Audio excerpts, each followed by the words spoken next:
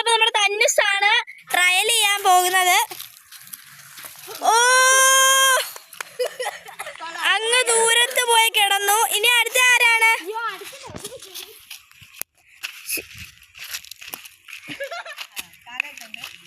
തന്നുസിന് point കിട്ടിയിട്ടില്ല.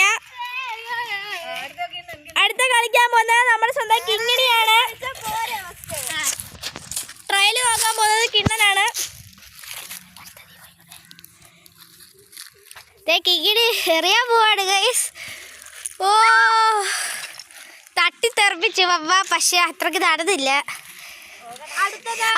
അടിച്ച് തോർപ്പിച്ചത് ഇവിടെ വരെ കൊണ്ടുവന്നു ഗൈസ്. അടുത്ത് മണിക്കുട്ടി, പേര് മറന്നു പോവാണ് അപ്പക്ക്. മടിയനിപ്പ കണ്ടോടെ എറിഞ്ഞ് മണ്ടയത് കേട്ടു. കണ്ടോടെ ഗൈസ്. ഓ അവിടെ വരെ എത്തി അടി. ഓ ഒരു പോയിന്റ് കിട്ടിയില്ല. ഇനി അമ്മയാണ്.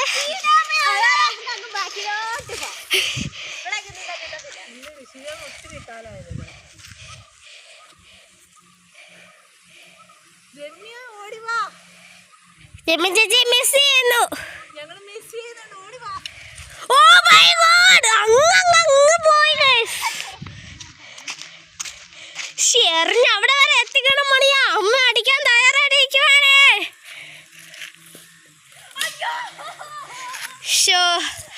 ഓക്കെ, ഇനി റിയൽ കളി തുടങ്ങാൻ പോവുകയാണ്.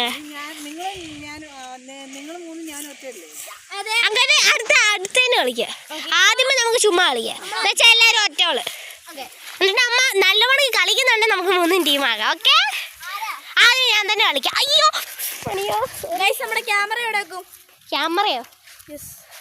ക്യാമറ ഞാൻ കട്ട് ചെയ്യുന്നു. അടുത്ത വീഡിയോ ആയിട്ട് അടുത്ത ആഴ്ച കളിക്കുന്നുണ്ടെങ്കിൽ ക്യാമറ പിടിച്ചോണ്ട് ചെയ്യാൻ പറ്റത്തില്ല.